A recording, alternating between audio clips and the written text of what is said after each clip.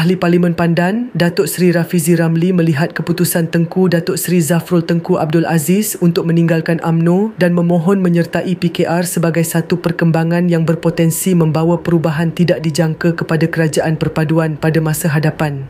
Menurut laporan berita harian, Rafizi menjelaskan bahawa ketika penubuhan kerajaan perpaduan tidak terdapat sebarang perjanjian rasmi atau draft muktamad yang membenarkan pengambilan ahli dari parti lain. Jadi bila perkara ini berlaku, saya rasa pandangan atau kritikan UMNO adalah munasabah dan perlu diambil kira keseluruhan pimpinan di dalam kerajaan perpaduan. Pandangan UMNO itu adalah dari perspektif untuk mengekalkan keharmonian sesama parti.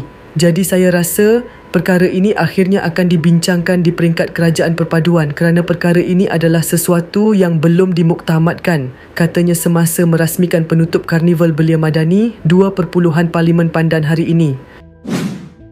Dalam pada itu, apabila ditanya sama ada beliau pernah ditawarkan untuk menyertai parti lain, Rafizi menegaskan bahawa beliau tidak berminat untuk berbuat demikian. Rafizi yang juga Menteri Ekonomi dan kini sedang bercuti sehingga 16 Jun menyatakan bahawa beliau tetap akan terus berkhidmat sebagai ahli parlimen kerana itu adalah amanah rakyat yang perlu dihormati. Sama juga pembabitan dalam parti kerana yang memberi mandat adalah cabang Pandan. Jadi saya perlu hormati 2 mandat itu, katanya.